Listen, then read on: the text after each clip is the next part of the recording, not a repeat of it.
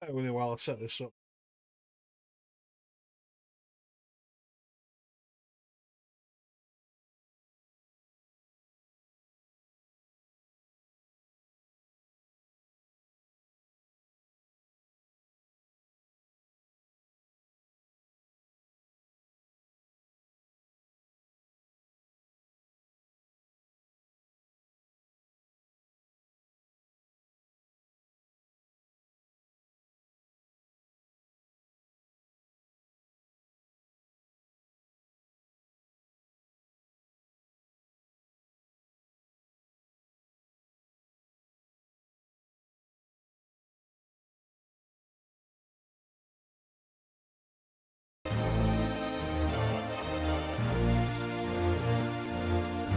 Oh, you guys won't be able to hear me.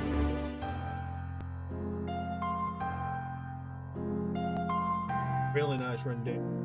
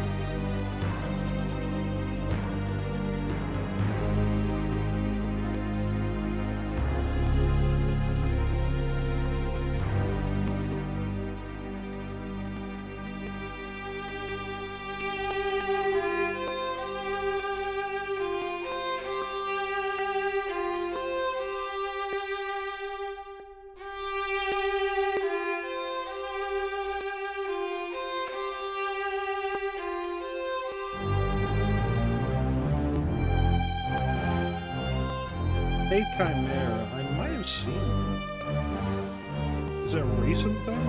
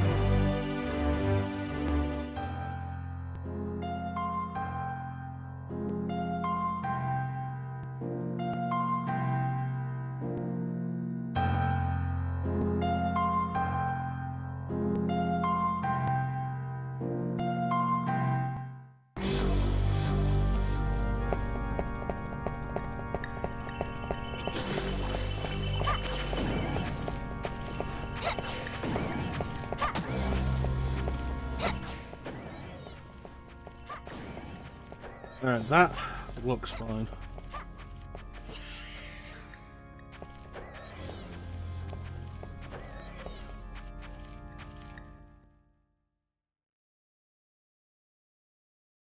Could be.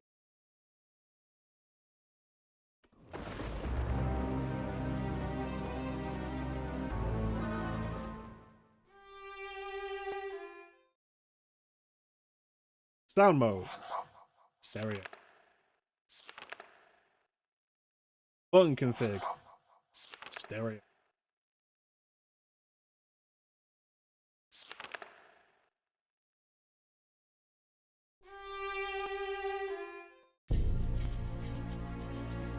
I'm getting static on the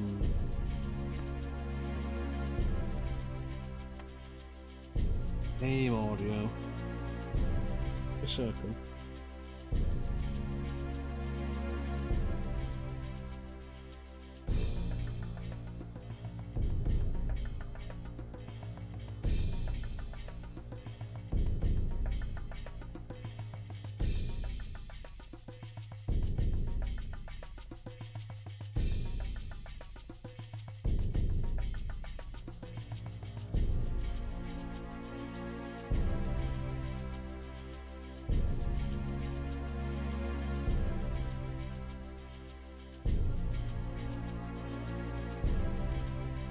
Yeah, that sounds better.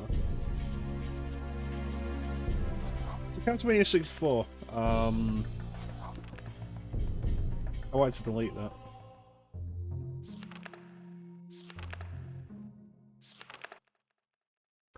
Castlevania 64. The third Castlevania game I ever played.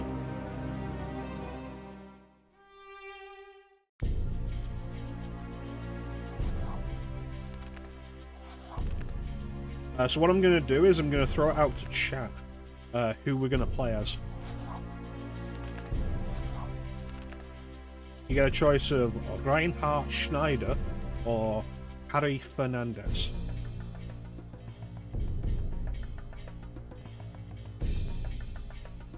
While you do that, I'm just going to check the phone.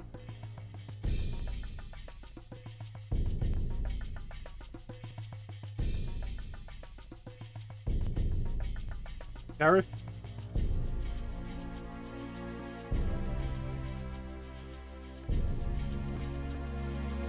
Yeah, it's a vote for Kara.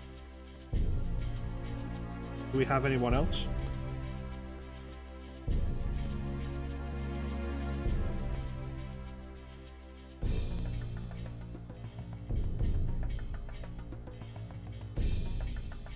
Any other takers? You think Gary as well?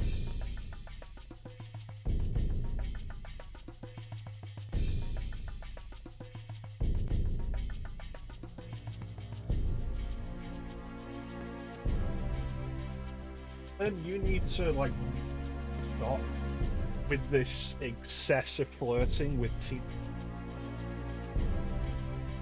What else we got? Ninja. Ninja is currently lurking. We'll see if he has an option. Because otherwise, it's going to be carried. There will not be enough votes to displace it. Lim, I don't know if I can keep supporting you like this.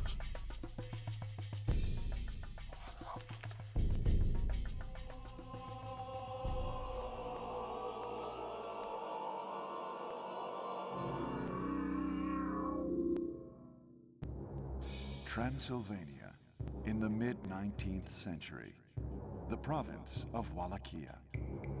In this time of peace and plenty, no one foresees the return of ancient horrors. But the old legends live, and soon the land will again be plunged into darkness. The people have returned to the path of wickedness, and the bonds that seal their evil ruler's spirit are weakening. Carrie Fernandez, a young girl gifted with great magical powers. Sensing Dracula's return, she sets off alone to the Dark Castle.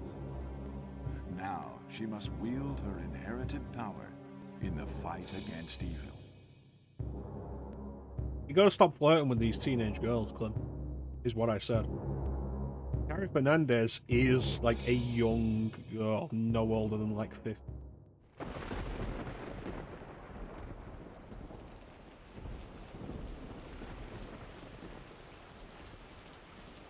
Whatever awaits, I have no regrets. So here is Castlevania's first foray into 3D.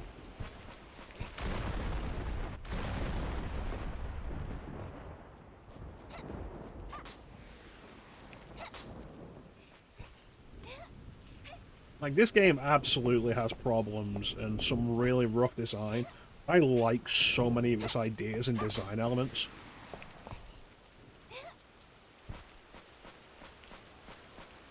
For one, look at this.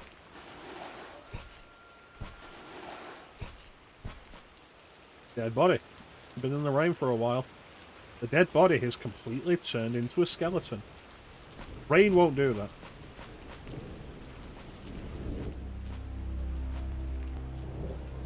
He has breathed his last. Local villager? It's odd that the game starts with, like, both Carrie and Reinhardt having voice acting, and then there is no more voice acting in the game. So it's weird that they actually verbally speak at the beginning. Oh no, the Skelly Boys. They're here to take revenge.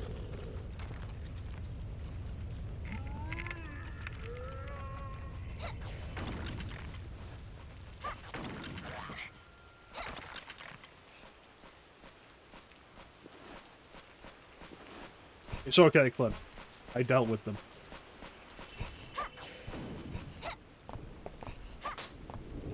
I killed so many of their kind.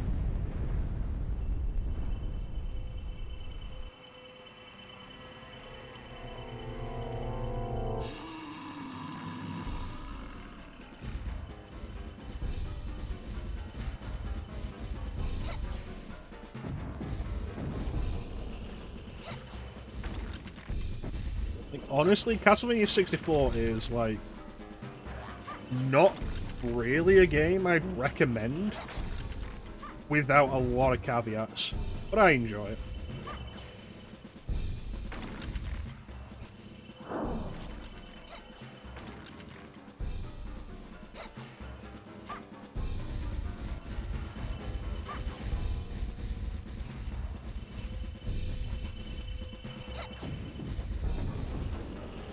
I think, like, a lot of the reason for that is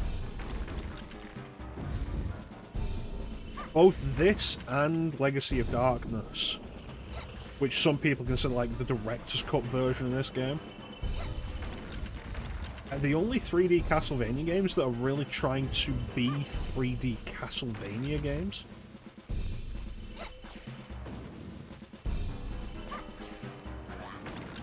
It is odd that none of them have dropped power-ups yet. There we go, jeez.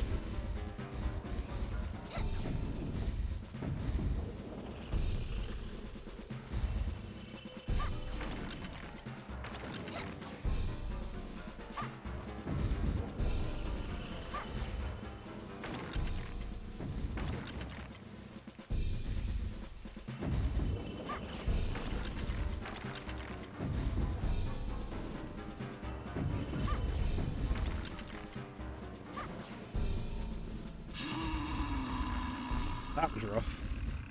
Could have absolutely gone better. But we were at the mercy of the enemies actually dropping power-ups.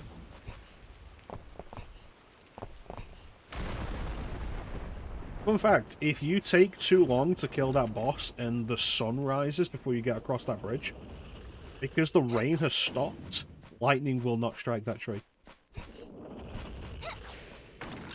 But yeah, as I was saying, like, this and Castlevania Legacy of Darkness feel like the only 3D Castlevania games that are trying to be 3D Castlevania games. Lament of Innocence absolutely has the problem that it's very much trying to be Devil May Cry. Devil May Cry Light.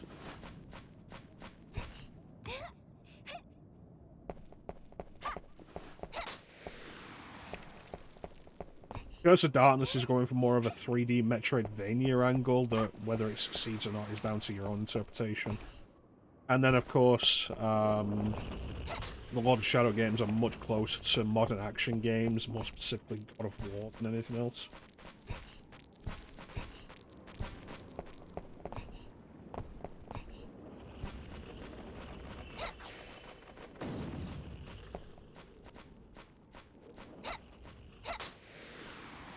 Funny. Operate the mechanism.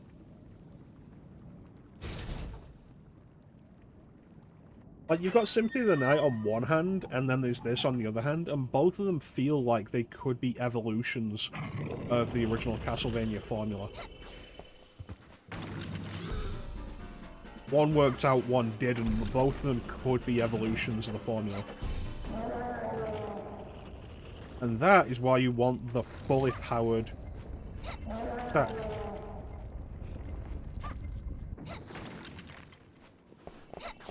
We can't actually pick up a power-up again, because there's no level higher than 3.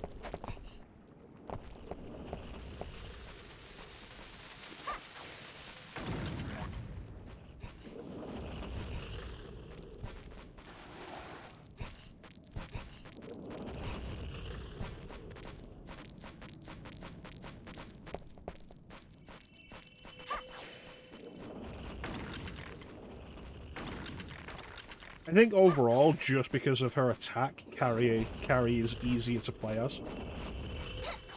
Because Reinhardt uses the vampire kill, the traditional whip. And like this, like we can just throw it off like that. And there you go. But the whip, of course, has a range and a direction. Not as simple to use as that.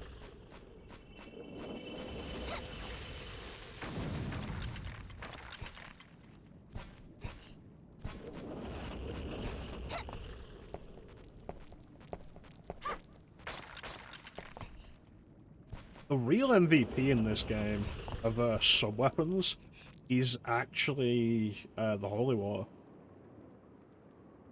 A maiden sings a dirge.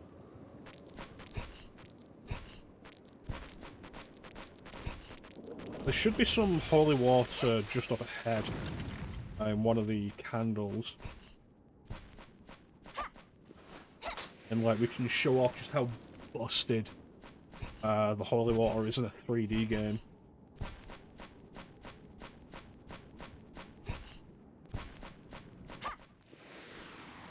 Is it not here?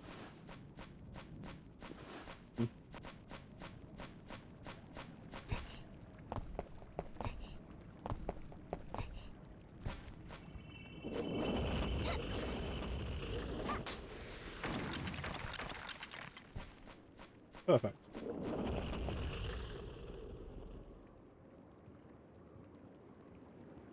Okay.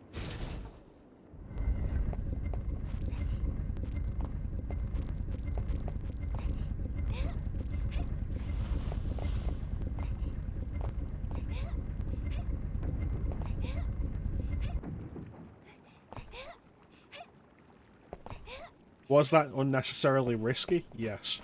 Was it worth it? Also, yes.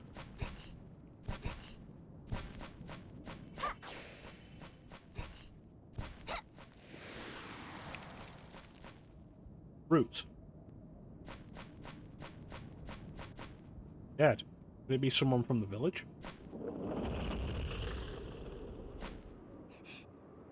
Maybe this white jewel killed them all.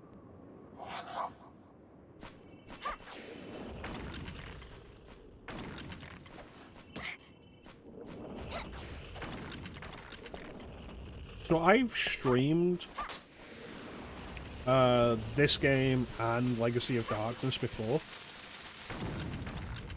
And I got a decent way into Legacy of Darkness. I didn't do too much of this game.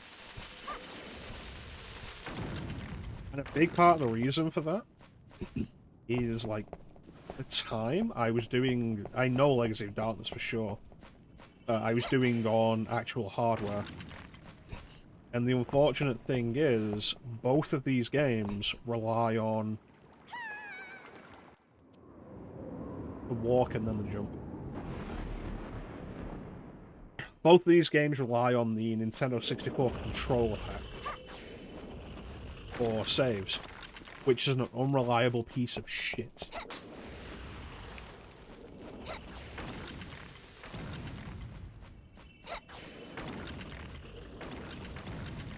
The only thing you actually lose when you die, if you reload from a save point, is your power-up. But yeah, like, I remember when we did the Castlevania marathon, like, to go in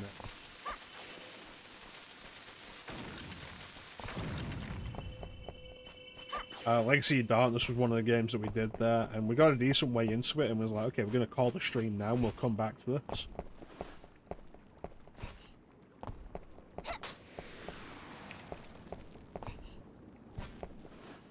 And then we came back to it, and the controller pack had lost the save. Controller packs on the N64 are a piece of shit.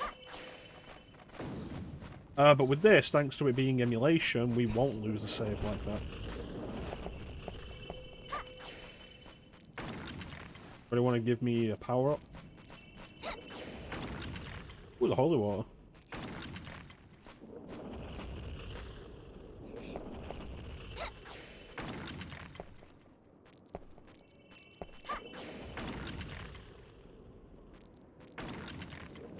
Right. Well, here's a werewolf.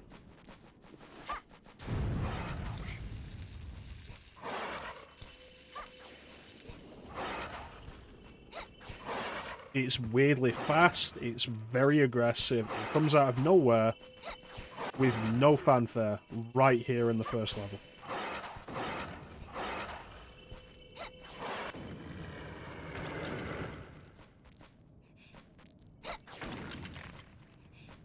Clem, how could you? On stream, outing me.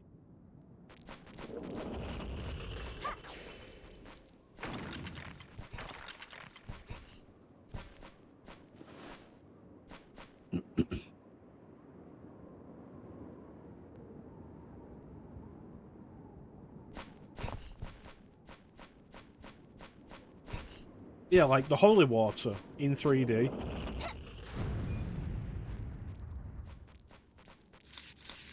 Like, that's a pretty big area. How effective you find it will be up to you. But, like, you can get use out of this.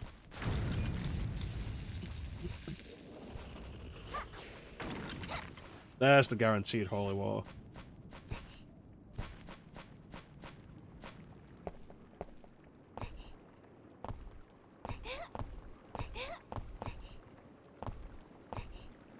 The real trick is to jump off rather than walk off, because if you walk off, you will maintain your momentum. However, make sure you jump before you move.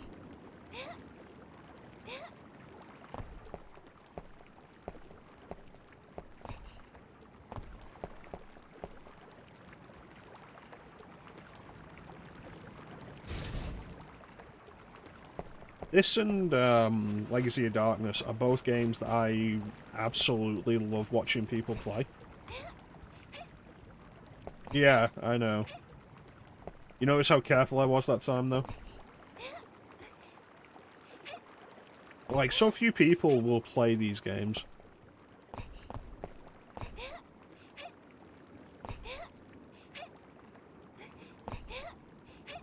Yeah, that exact moment was going through my mind, Bane.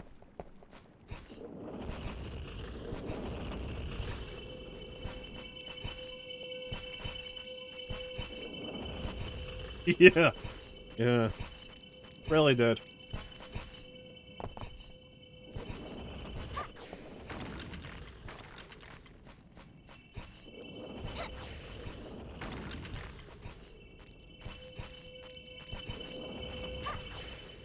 So, fun thing, the time actually has a bunch of connotations in-game.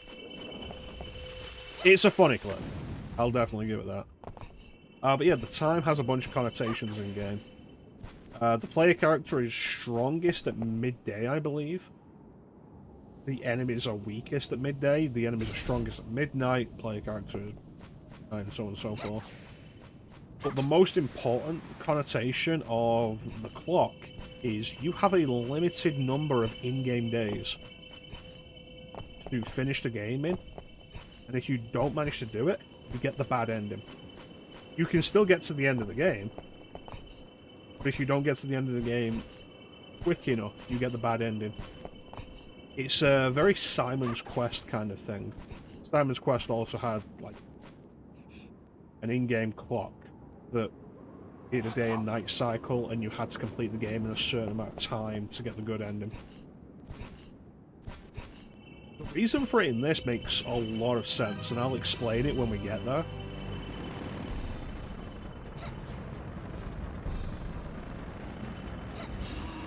Like, it's not just an arbitrary thing of, oh, you didn't get to the end of the game fast enough, now you don't get the good ending. Like, no, it makes total sense why you don't get the good ending for that.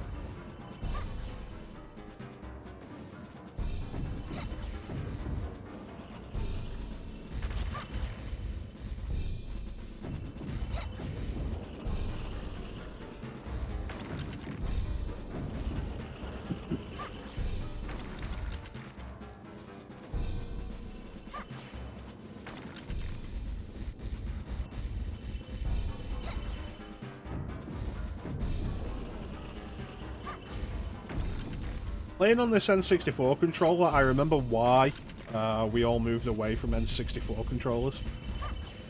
Because the analog stick is like solid plastic, there's no rubber coating on it or anything. Like no rubber membrane over the top like you get with modern analog sticks. So I'm really just pushing against solid plastic, digging into my thumb, and it's already uncomfortable.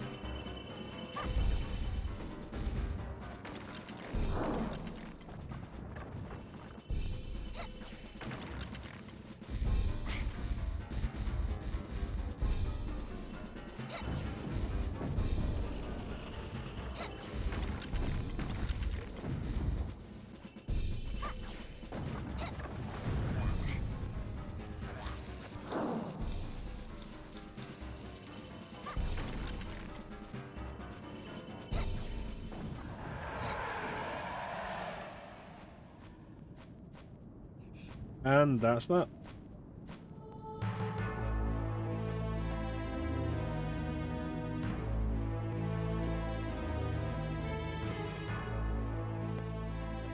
Castlevania 64 definitely has a very underrated soundtrack, I feel, in regards to like the overall series. Because there is some really good tunes in this game.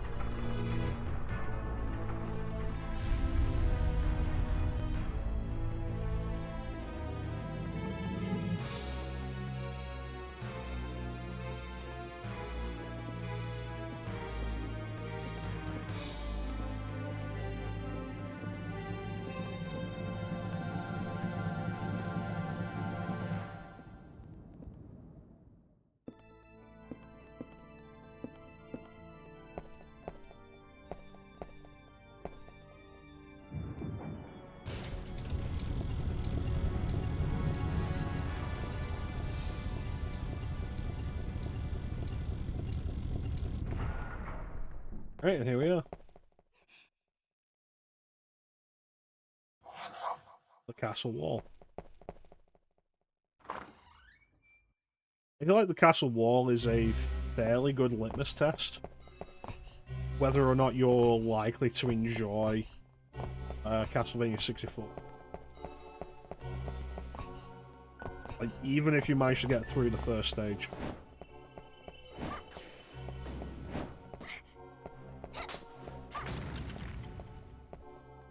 Because this has, like, the two towers that you have to climb up. Big falls if you screw up the platforming. Which are almost guaranteed to lead to your death. And you'll probably still, like, get into grips with how the platforming works in this game. It's entirely possible you'll have had a few platforming-related deaths in the first stage.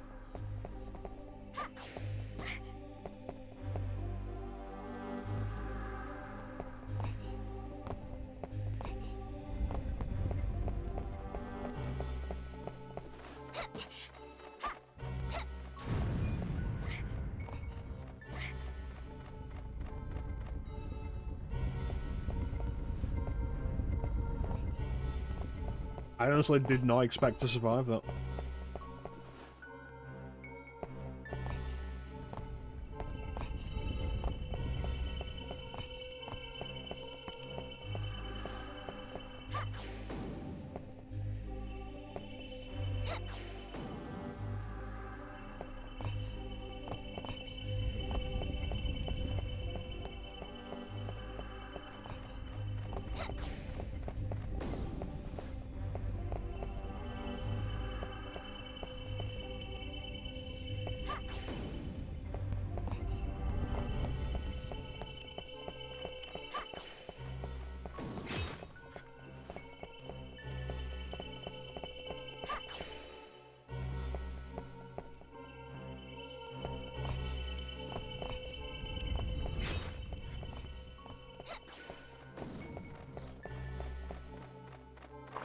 There we go. Sudden boss fight.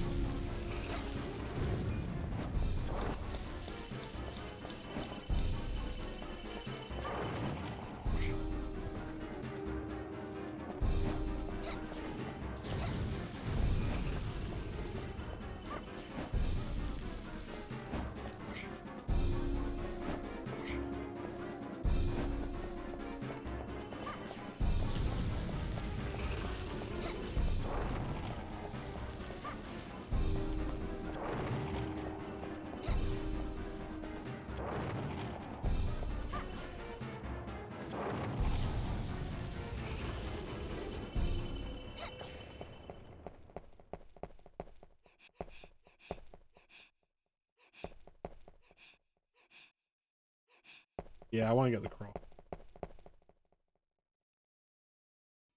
Alright.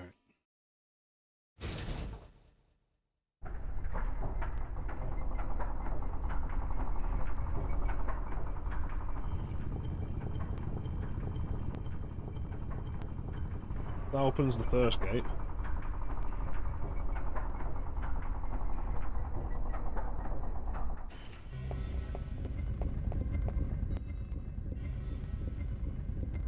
And gives us an easier way down.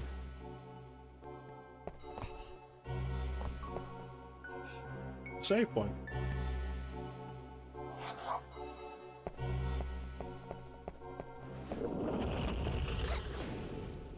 What ground are you people climbing up out of?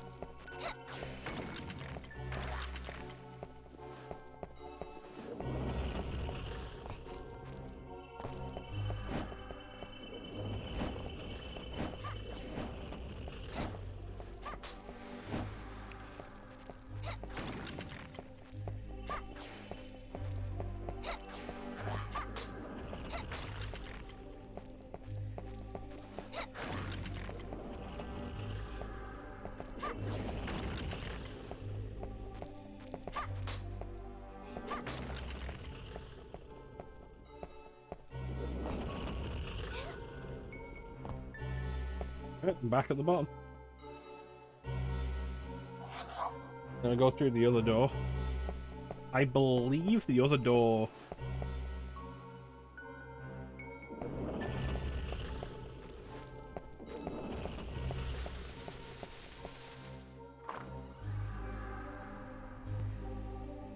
Fucking key.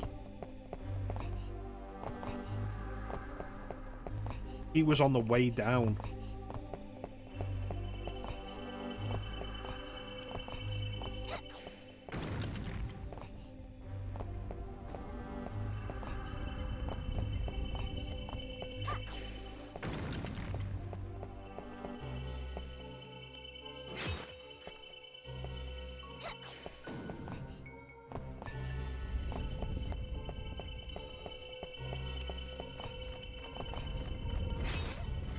Oh, rough.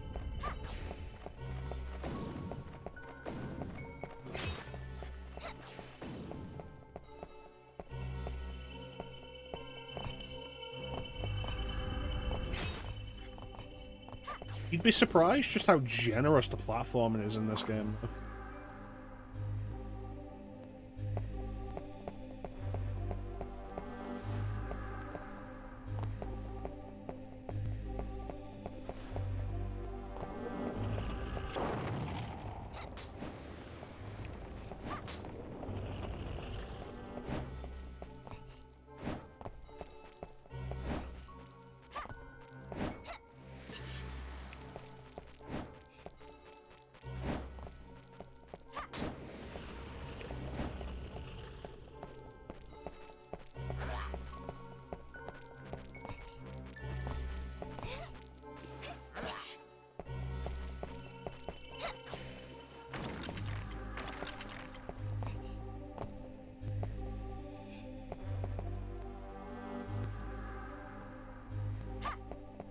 Where's the key? Sure, it's on this part.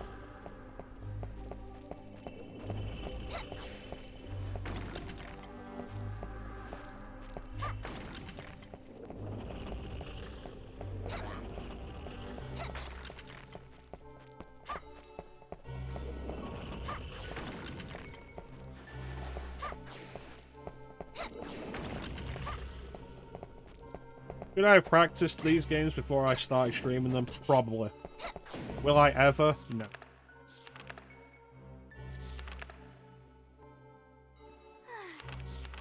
And you can't make me. Am I getting confused with Legacy of Darkness?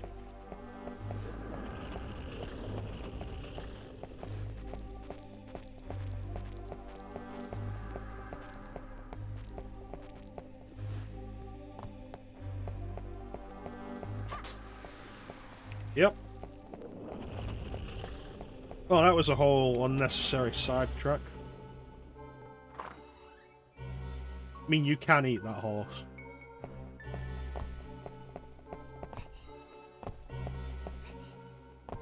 You absolutely can eat that horse.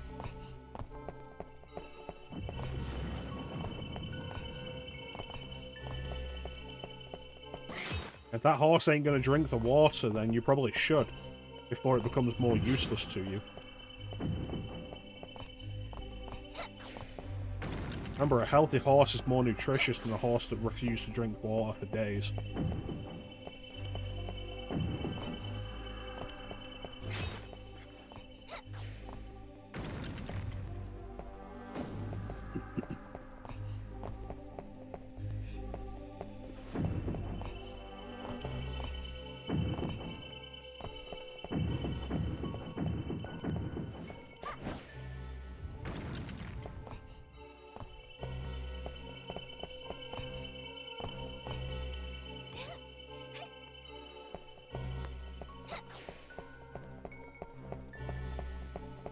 Yep.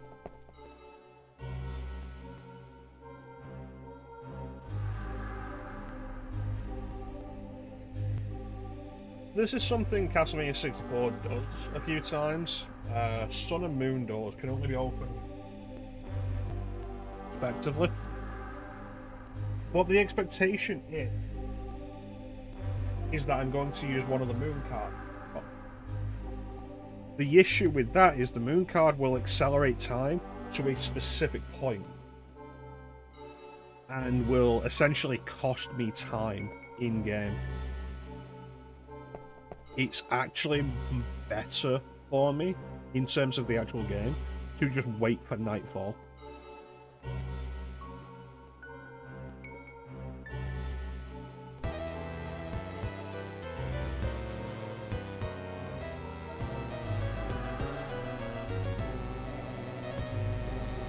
So that's what we're going to do.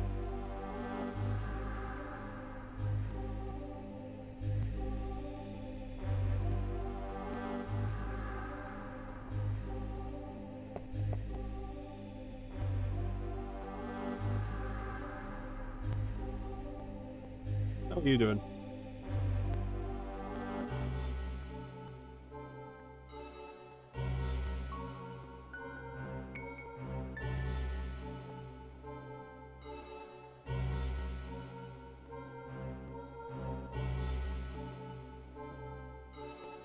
Oh, what a coincidence. Crisis Core Reunion is on sale right now.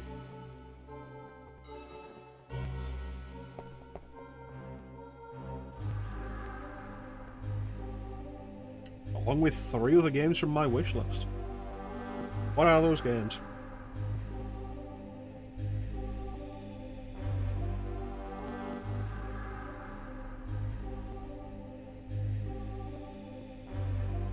Star Ocean Second Story Arthur, Crisis Core Reunion, Near Replicant, and Saga Emerald Beyond.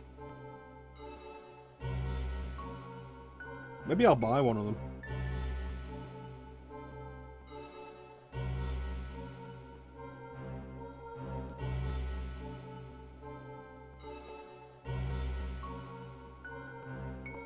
You know, I did just over the weekend pick up Metaphor ReFantasio. So we'll see if I end up actually playing that.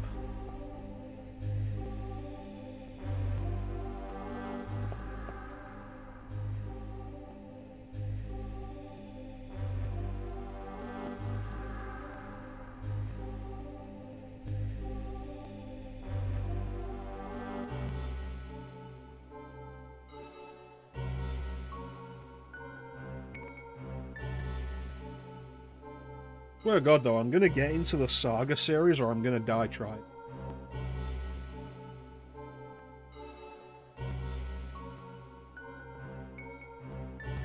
I've been hearing very good things about the Romancing Saga 2 remake. And it looks good.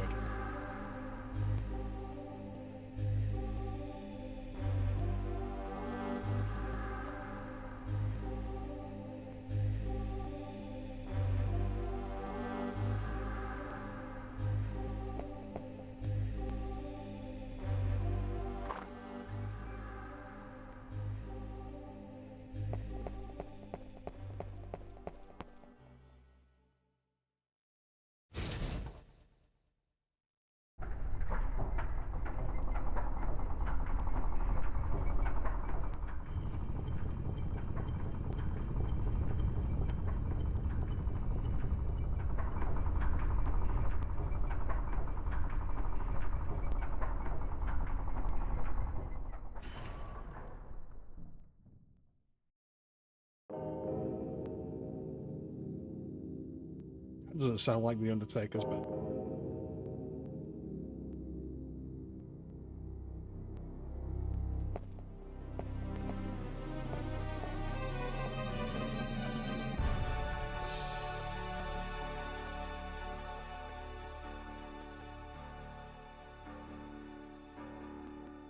Yeah?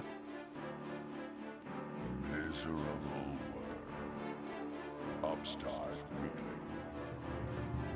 All who oppose the Dark Lord must die. Don't fucking come at me, bro. You gonna do this? Come, meet your doom.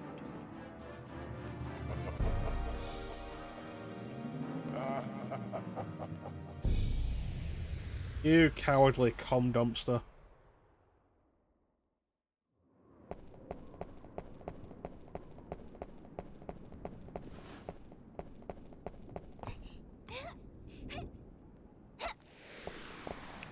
Eat.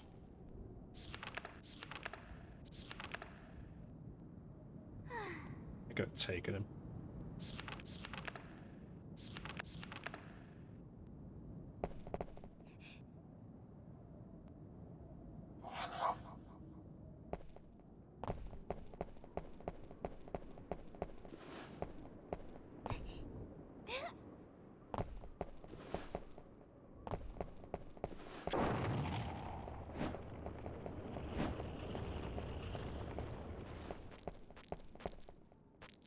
Alright, let's get out of here.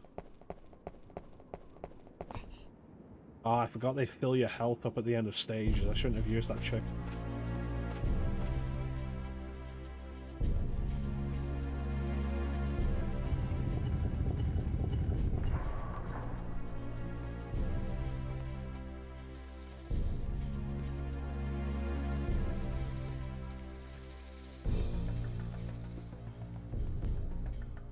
If I didn't know any better, I'd swear those statues are turning to face me.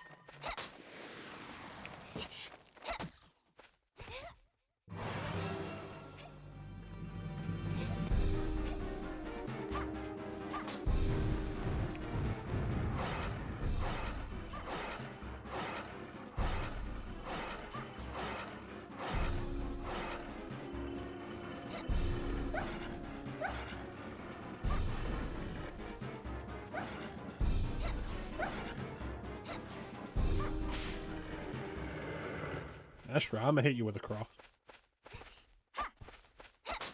I'm just that cool.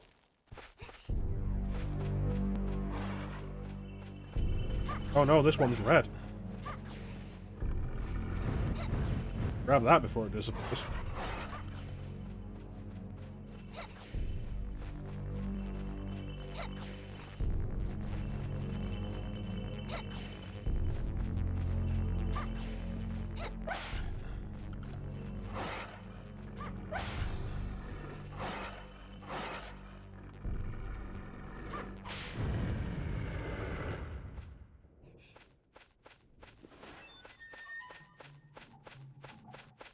Thanks to this game, that gate opening noise is just forever ingrained in my mind.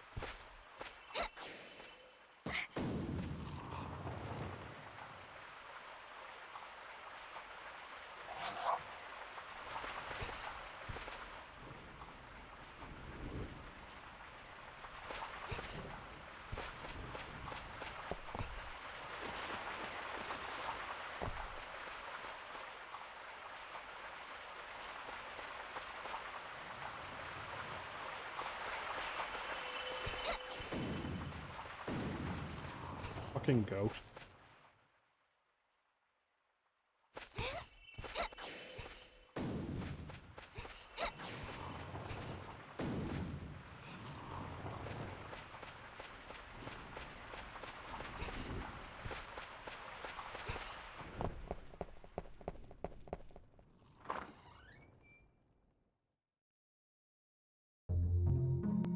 Wow. What a mansion.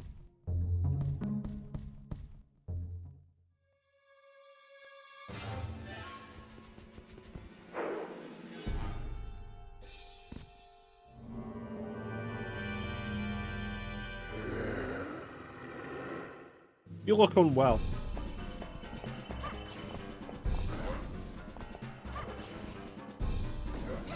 Here, have a cross.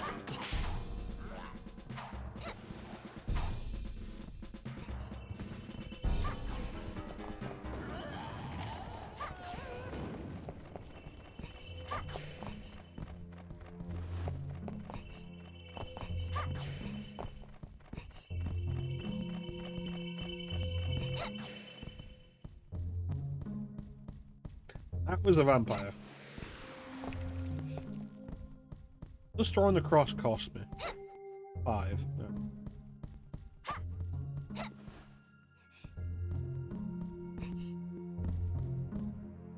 Vampires in this game are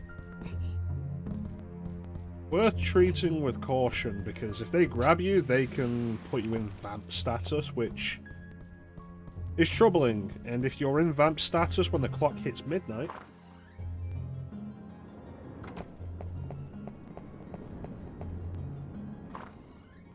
then it's a game over.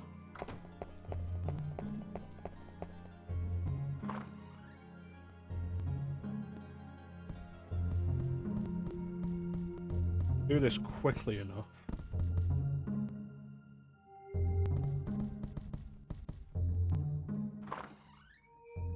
Not the right room. Fuck. Come on, come on.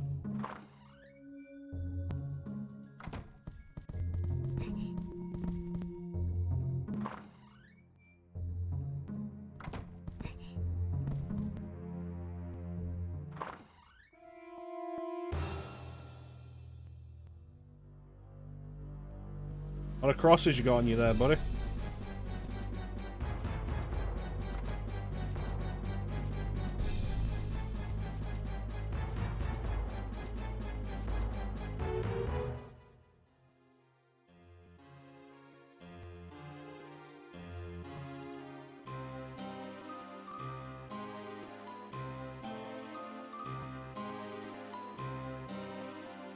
The mightiest of all vampire killers, he says.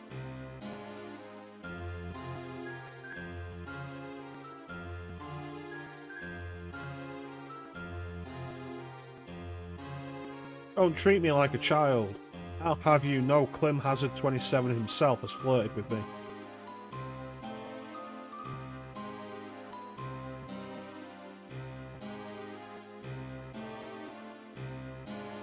You presume too much. Speak not of matters that do not concern you, says the little girl.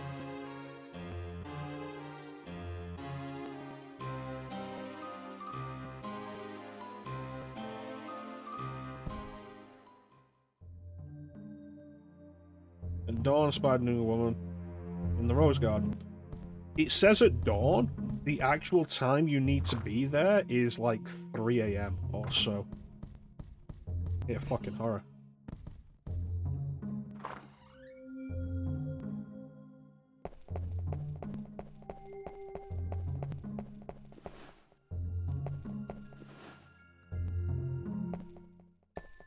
Good, because like this is necessary to continue the game, but like it's a very short time frame. And, like, I'm glad we managed to work it out that I was able to get here around the right time with basically 0 waiting.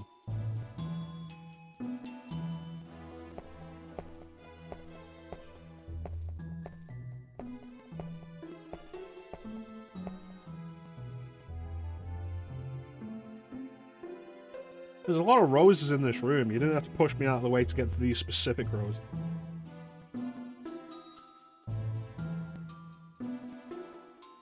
White roses. Oh, you're watering them with paint.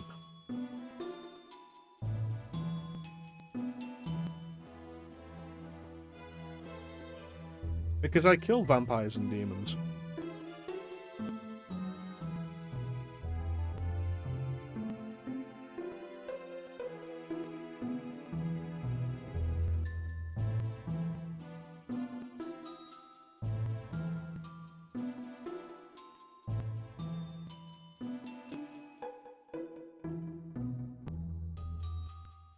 be fair, I feel like children live in terror for more reasons than just Dracula.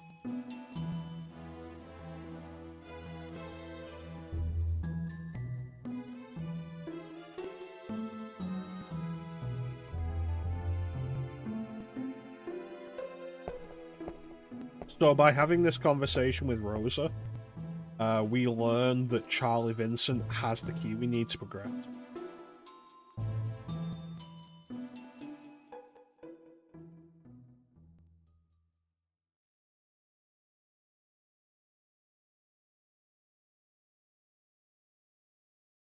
What an odd conversation.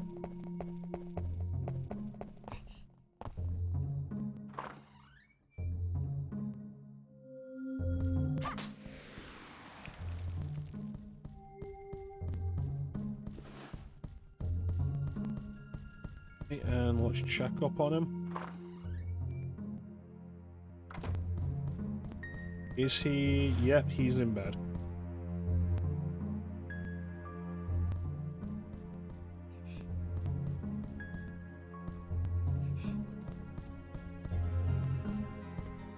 He calls himself the mightiest of all vampire hunters, and like...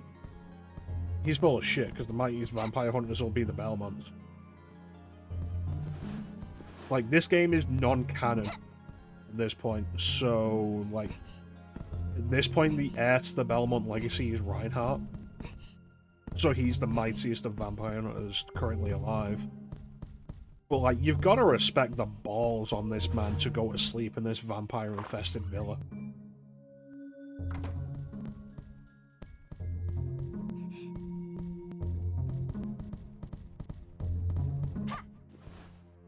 Chair. Another chair.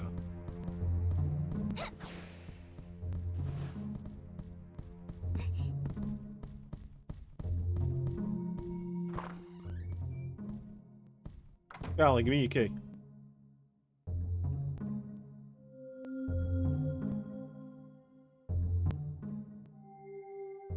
Tells me it is worthless.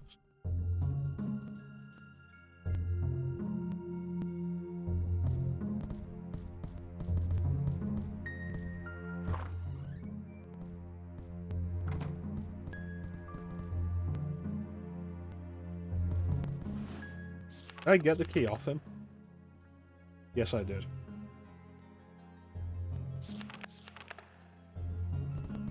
That special one at the top is the green crystal we picked up from the jump that I ended up dying on.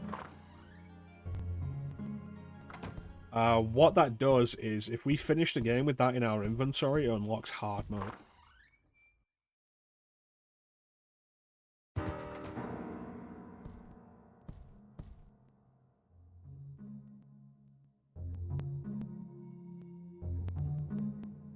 Are you allowed to say hell on a Nintendo system?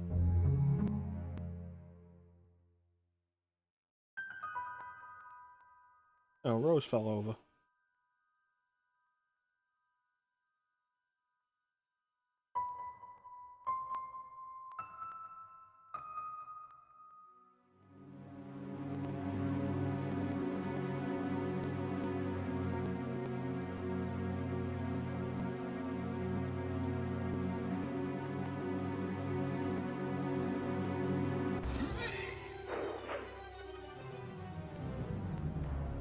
It's a cool set piece, and I've always liked the idea of it.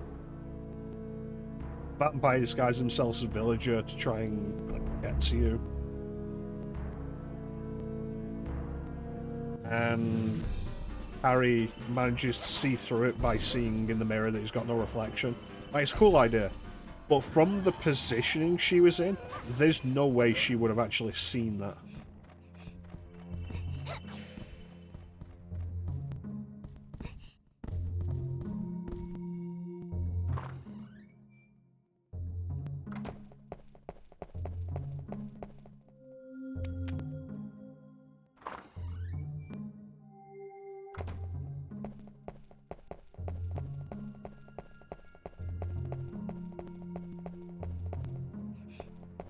The key to the garden.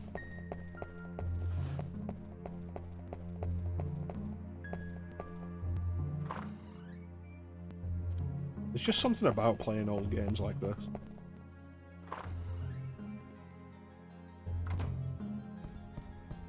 How you doing, Nelson? I broke this mirror.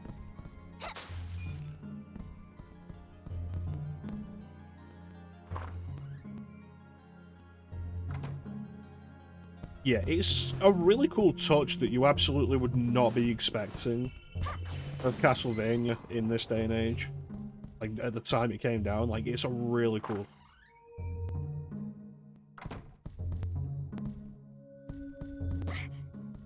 Ghost.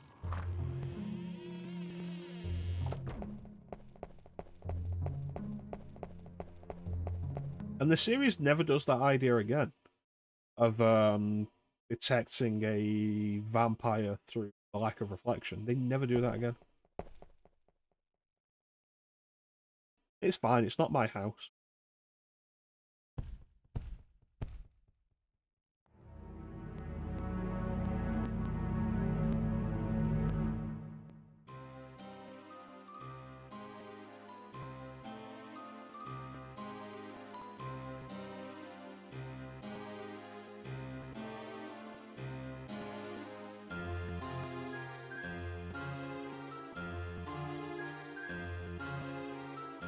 It's never occurred to me before, but like this guy might be designed to look like Shaun. And then the name Renon would be like kind of an homage to that.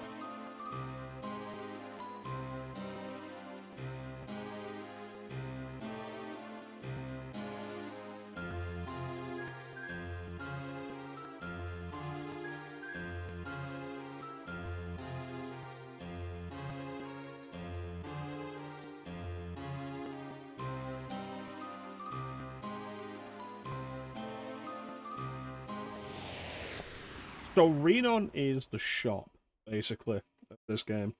We can use the scroll whenever we see it to get to the shop. There's a caveat to it. If we spend over a certain amount of money, then we have a boss fight with Renon later on. Completely optional.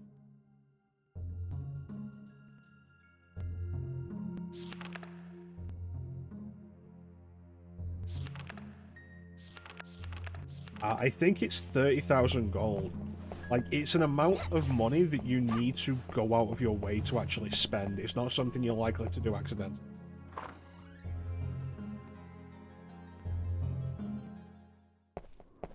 But if you've spent over that amount, which, like I say, I think it's 30,000, then there's a room later in the game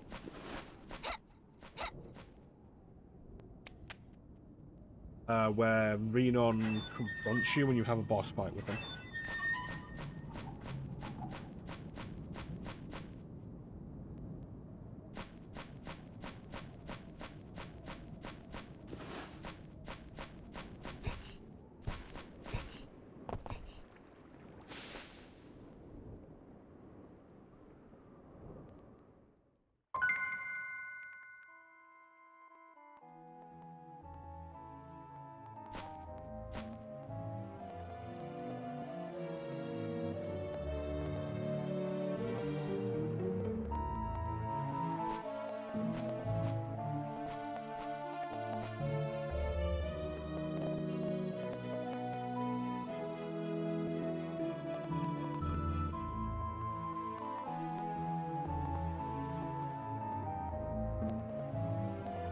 How you doing, Nelson? Welcome on in.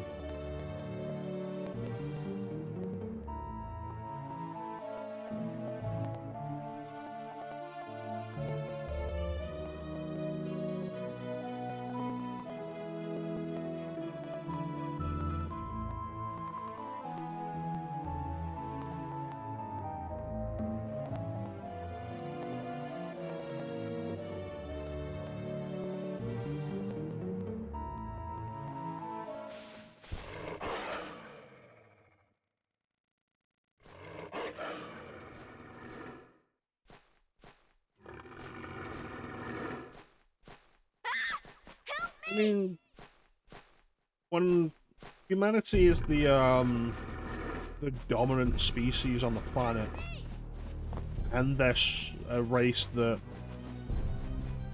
vampires used to be and can interact with, it makes sense to a point. But it would always be dependent on personality. Alice, where did you go?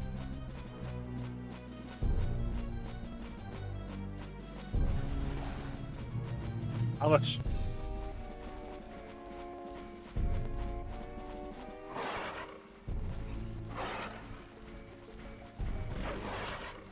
Yes.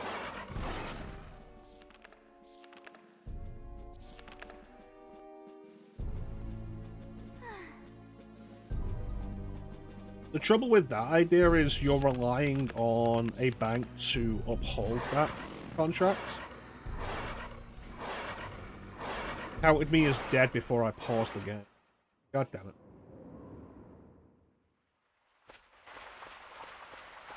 All the way out here.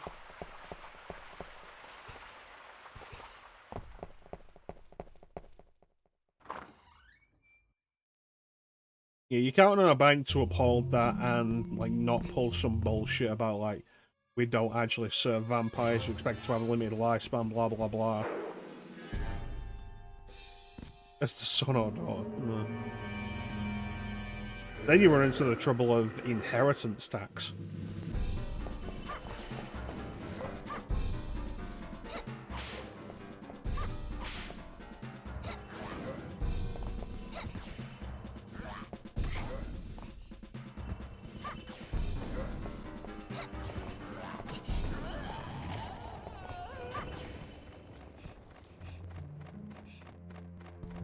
Ugh, that was so much worse without the power-up.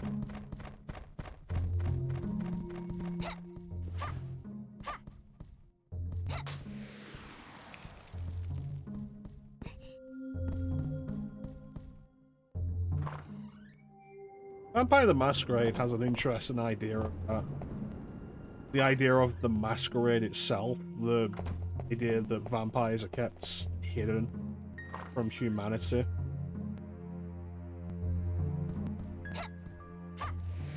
Because if humanity discovered them, then they would absolutely kill them all.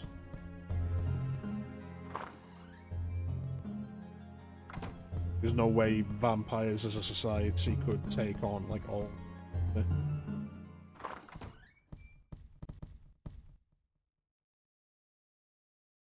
it's an interesting concept. An idea that the Underworld series used in the 5th movie, but completely glossed over.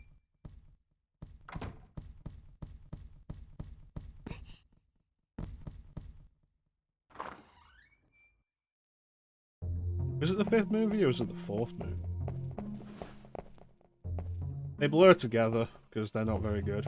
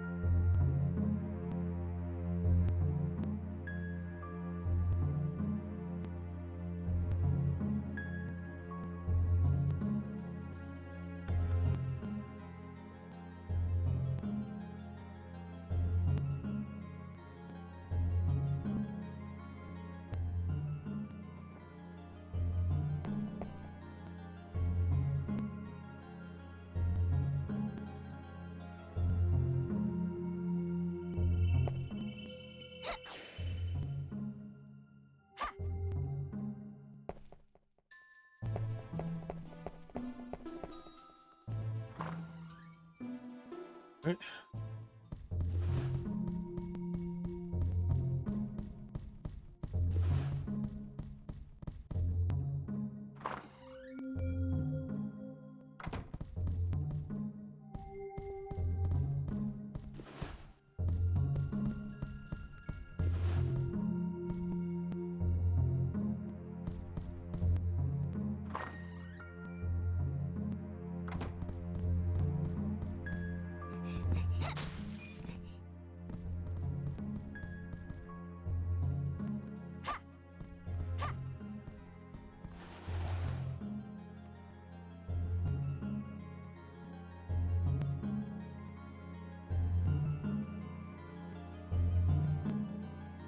I don't know.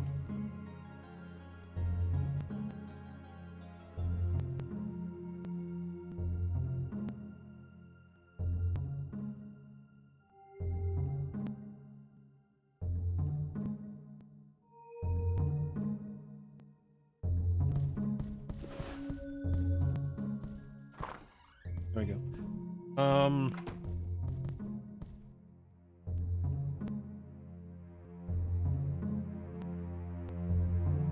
I feel like if vampires and such did exist and were outed like that,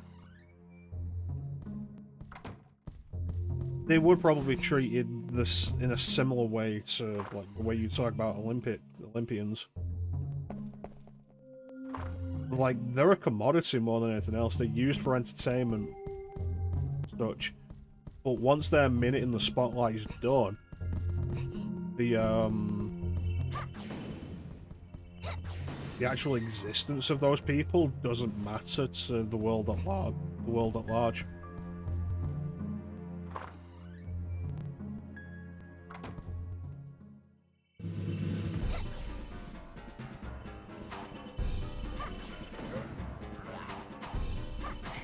No. Oh, that was close.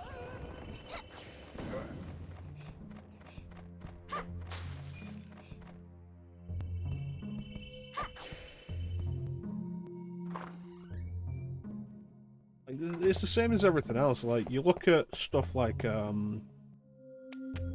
it's popped up a few times recently, like in the last year or so in the news. Stuff like, women's football teams. Whereas, like, oh yeah, cool, this team, I forget if it was like an England thing or something else. Like, a team got to the final, I think won, possibly, the Women's World Cup.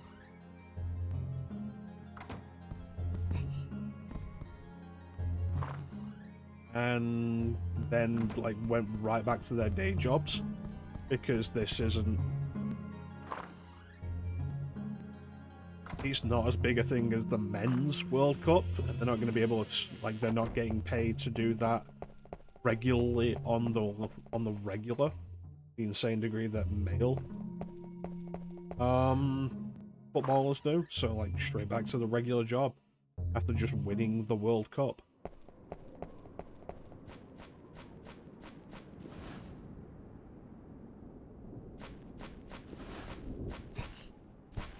You also kind of lose those abilities, like, if you get tapped wrong. Like, also the crazy thing.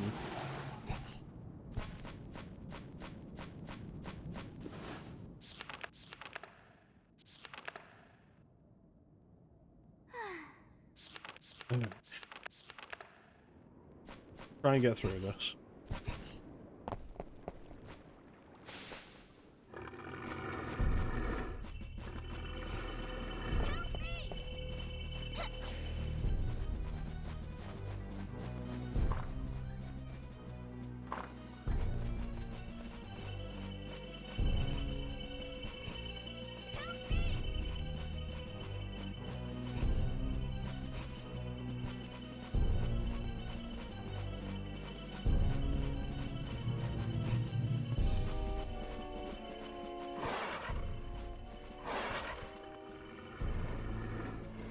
Off.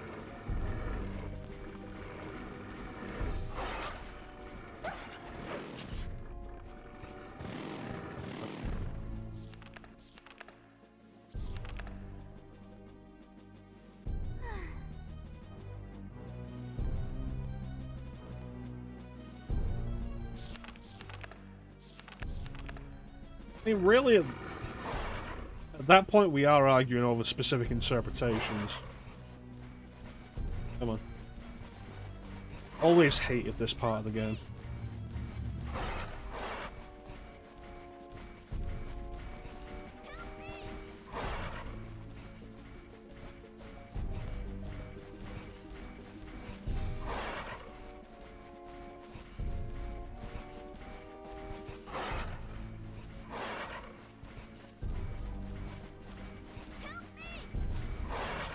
No.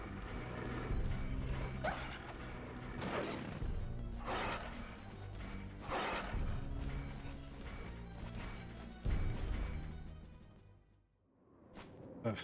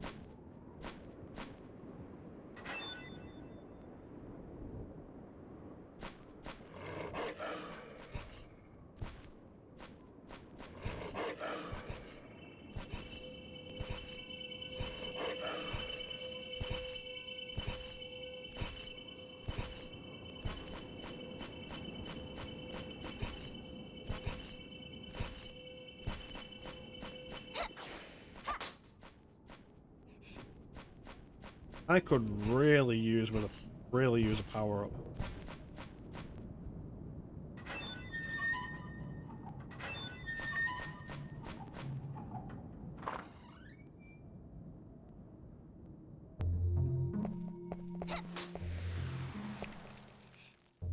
Save point, absolutely. What I'm gonna do today is like get through this level and we'll call.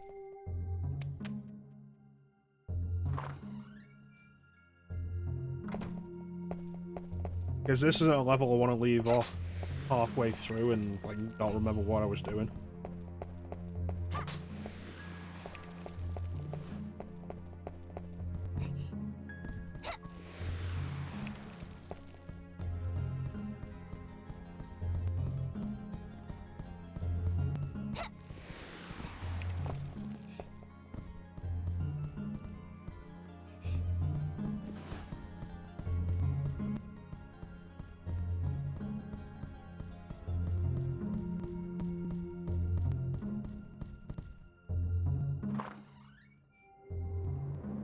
Copper key.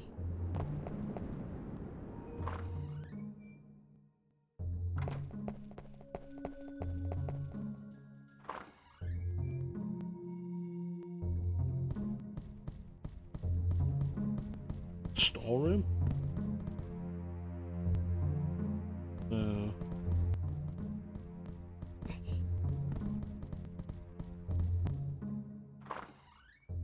Let's take a look at the key, see if it says anything.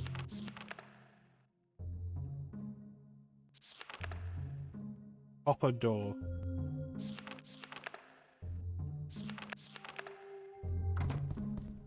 It's probably somewhere outside.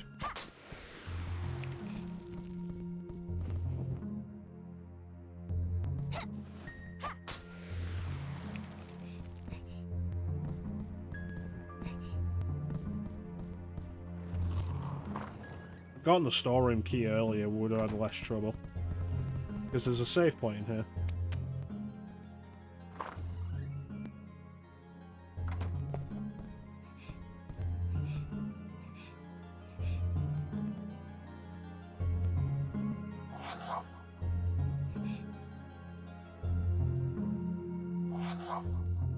Alright.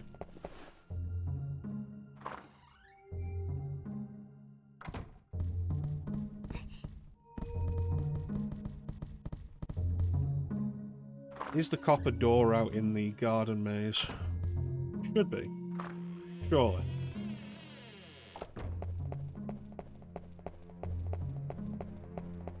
The important thing to remember with Castlevania 64 is the worst of it is the castle center.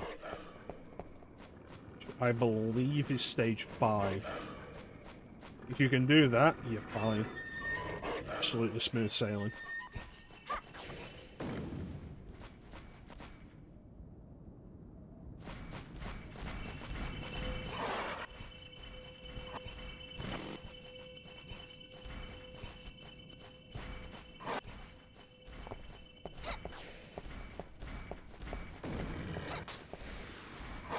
Oh, I want that.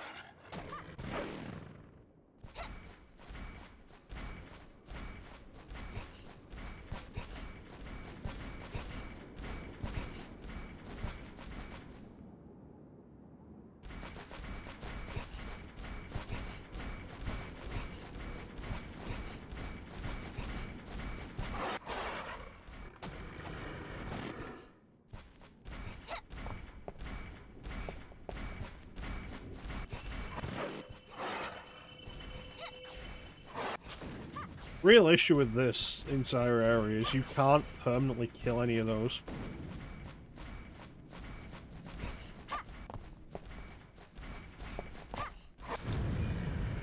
Better than nothing. Better than a knife. Get him in on his back so I could ride it out of there.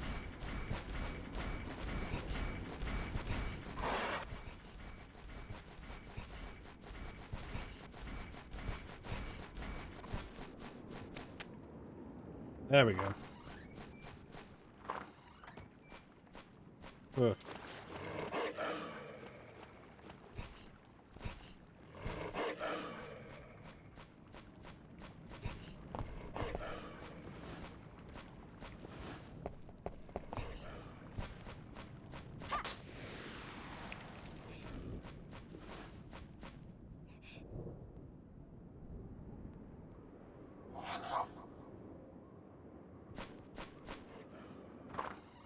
Alright, I think we're almost at the end now. This should lead to the crypt. Yep. But if you've heard anything about Castlevania 64, it's likely the what was the skeletons? It's likely the Mandragora and Nitro thing, and that's stage 5.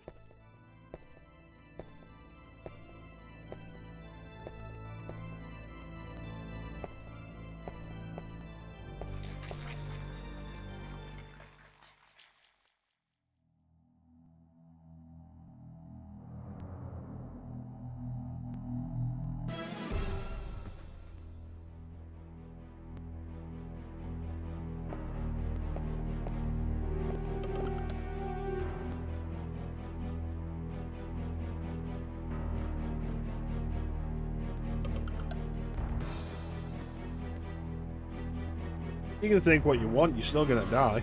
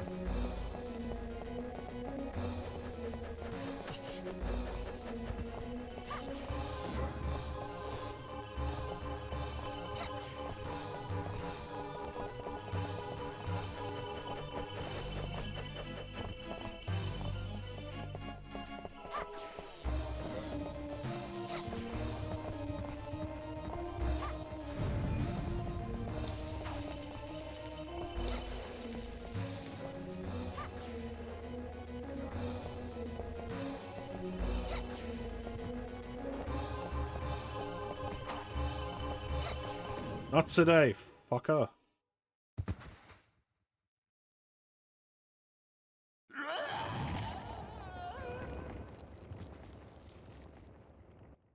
First won't be the last.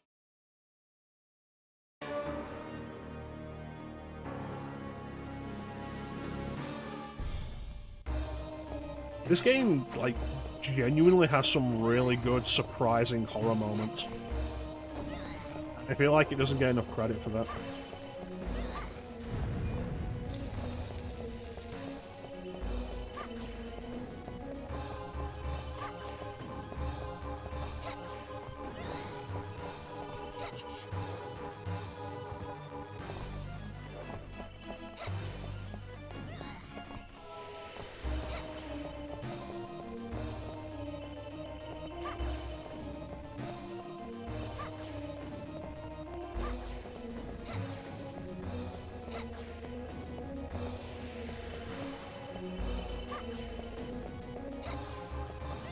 That's a good creepy animation.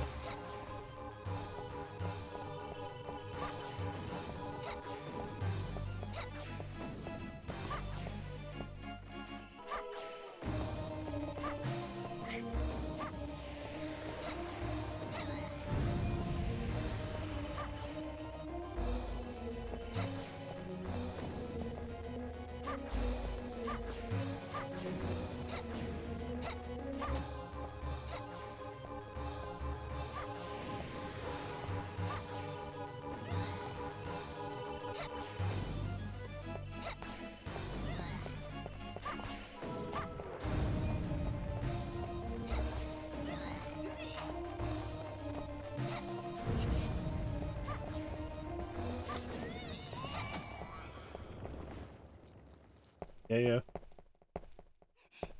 Didn't want the axe. Cool.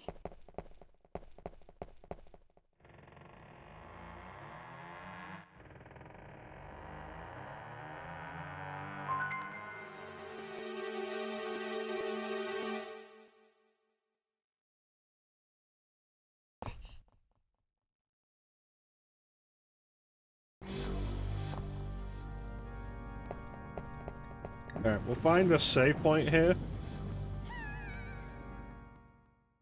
We'll find a save point here and call it.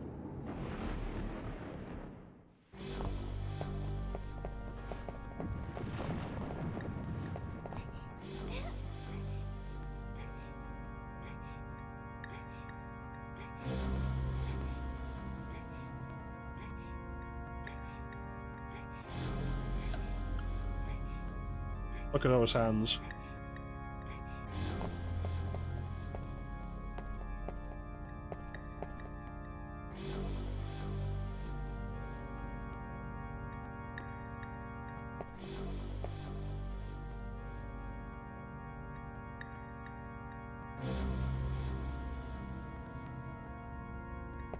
Right, so don't go in the water.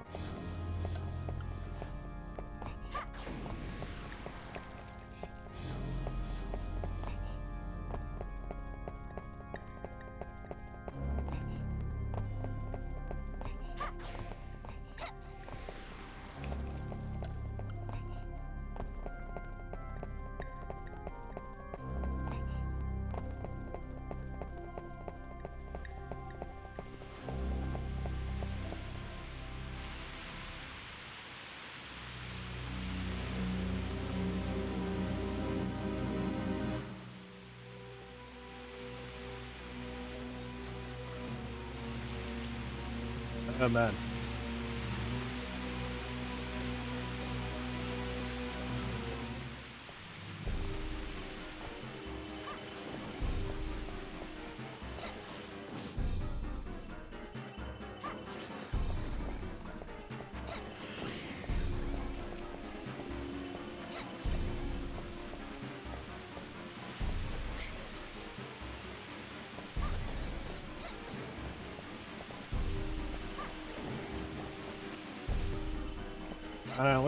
I missed my level 3 power up.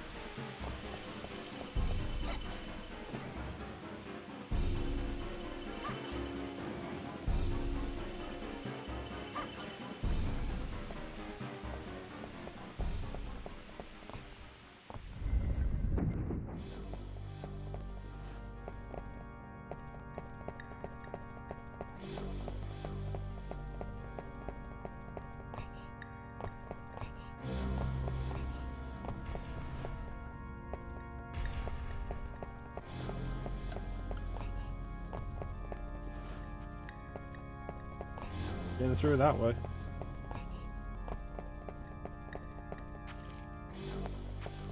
I'm sorry, sir, I didn't see you coming.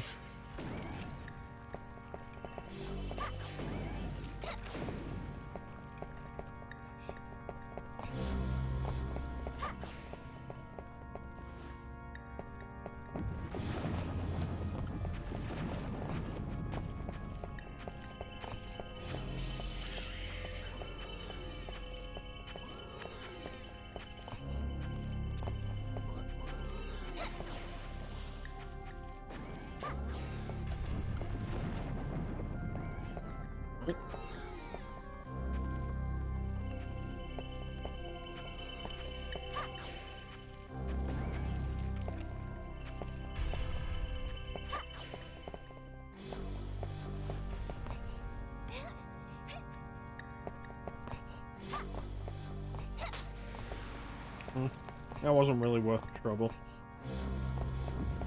Shh.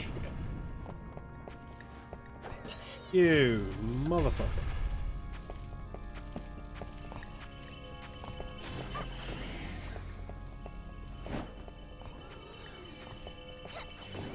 Is it reasonable that a merman would spit fire? I leave that for you to decide.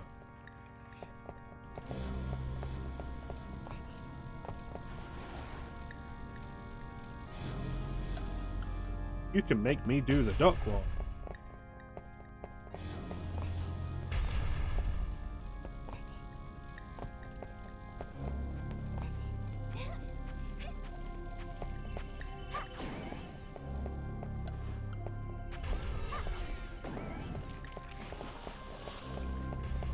This is also a maze.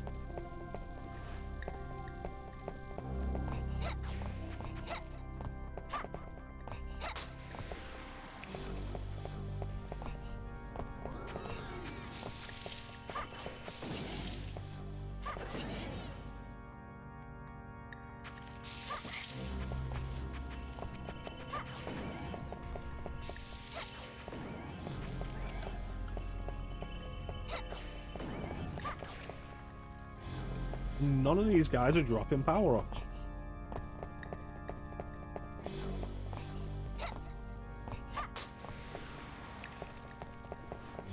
Roast beef. No roast beef.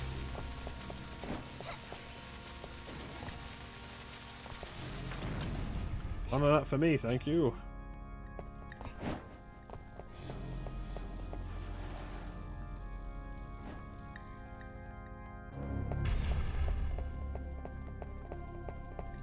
Feel like I'm not making any progress.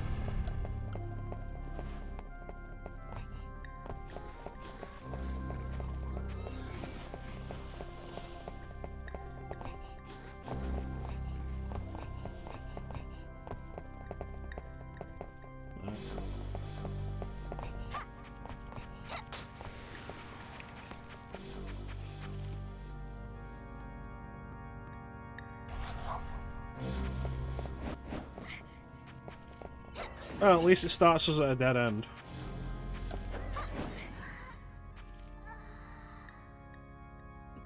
Now I know there's only going to be one direction. Yeah, Castlevania 64. You will continue this next week. Yeah, if I am, they'll continue.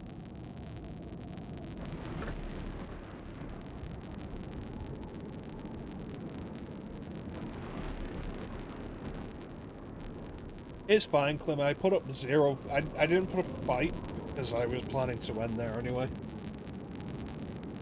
We've been going for almost 4 hours. It's fine. So yeah, probably more Rebirth tomorrow. Look forward to that.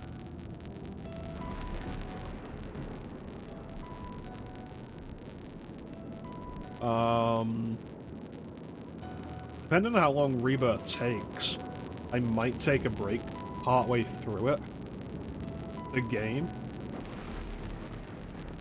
I might take a break partway through it and stream something else, something shorter.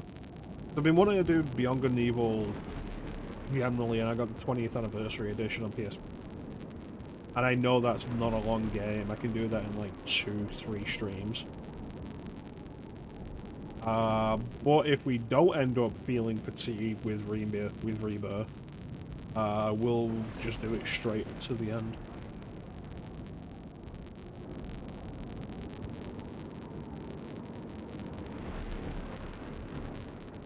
That's really the plan going forward at the minute. Castle-Day-nia continues every Monday. Rebirth is the main thing we're doing at the minute. If I get a little fatigued with it, we'll take a break and do Beyond Good and Evil.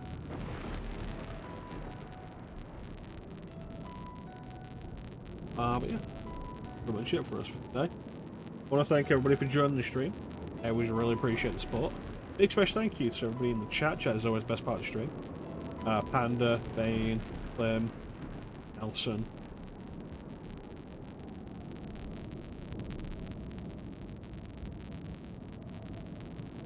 I do think that was everybody. Thank you so much for joining me. Keep in company. Chat is always the best part of the stream. Like I say, tomorrow more Rebirth. Final Fantasy VII Rebirth. A lot of fun so far. I'm quite interested in it. And hope to see some of you there. Actually, Clem.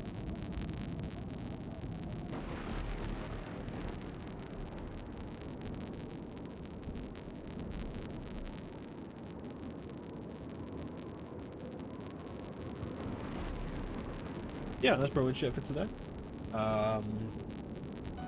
There's not really anything else to say, except thank you all for watching. Have yourselves a fantastic time. And yeah. We'll catch you next time, guys. Bye.